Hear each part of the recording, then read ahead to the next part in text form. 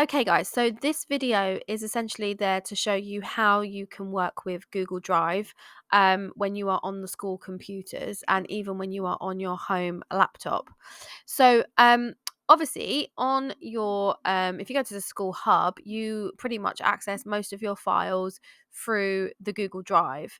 And what's great about this is that you can access it from school, you can access it at home, and so essentially your Google Drive, it's taking a bit of a while to load up, but you can see there that my Google Drive has all of my files and my folders and everything that I can access. Now, what's really important to note about this is that this is online. So this is on the internet. It's not on the computer.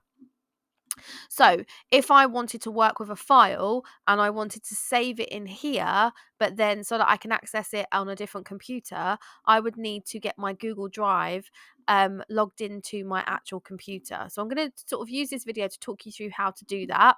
So the first thing you need to do is go to the start menu down here and you need to find Google Drive. Now it's recently on mine because I've been on there before, but if you scroll down, you'll be able to find Google Drive, not Google Chrome, Google Drive. Now, when you click on that, it will ask you to sign in. And it will ask you to sign in with your school email address and password. Now, I've done this before, so you can see down here that it's whirling away, and it's actually kind of what it's doing is it's signing me in. Now, you guys, if you're looking into a computer for the first time, you will get a pop-up box that says sign in to browser, and you will just use your school email address and password that you use to log into Google Classroom, Gmail, etc. So you can see there that that's now logged in. If I click on this little box here, I can see that my Google Drive is actually logged into my computer because I can see my email address here. If that doesn't pop up, you can actually find it in this little arrow section just here, and you'll be able to see. Now, if you're logged into Google Drive, it will be in this box. If you're not logged into Google Drive, it won't be there. So you can always just double check that, and then you'll be able to see it. Now, what that means is if I go to the file manager of my Windows computer, if I have a look at my files, I've got my drives here. I've now got my Google Drive there. So if I click on that and go to my drive, that is essentially my drive. It's exactly the same drive as this one here. Okay, but it's just now on my computer. So that means that I can access files that are actually on my computer, that are actually on my Google Drive. But for example, if I was to open up this document here, Key Stage 5 Film Club, it would take me to the web page. Okay, so it will open it up. It won't open up a PowerPoint. It will take me to the web page. So that I'll just close that. That was just for example. The reason why this is important is it means that I can save my Illustrator file now directly, or my Photoshop file. I can save it directly to my Google Drive, and I can access it on any computer wherever I go. And it just means that it's backed up on the cloud. So in order to save your work in Google Drive, so I've made this image here. I'm going to go to save as. Now, if I was to save it, it would just save in the place where it's already saved, which at the moment is in my on my computer. I don't know why it's saying that. So if I press save as, it will take me to this page here. And actually, because I've done this before, my Google Drive actually comes up here.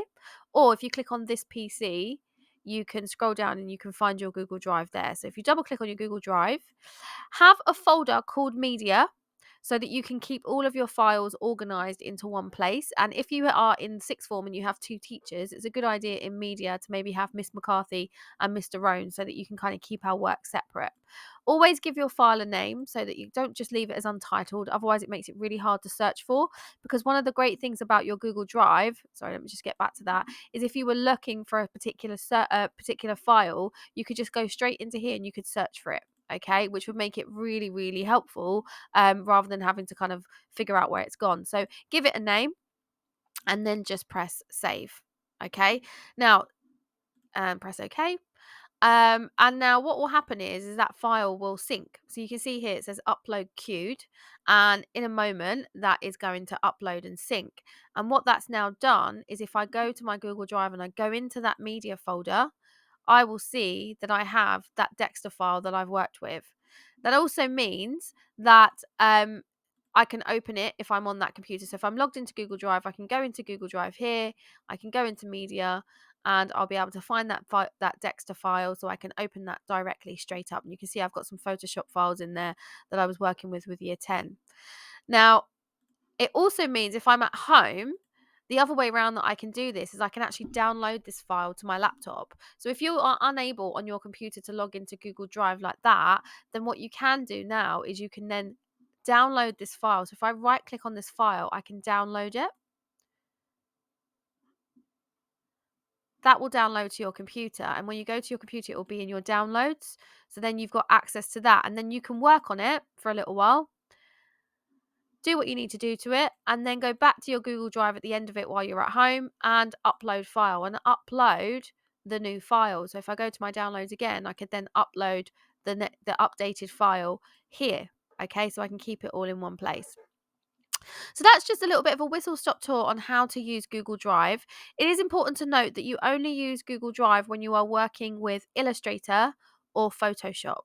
Okay, if you are working with Premiere Pro, which all of you at some point will be working with Premiere Pro, you do not need to use Google Drive. There's a slightly different way that we work because we're working with video files.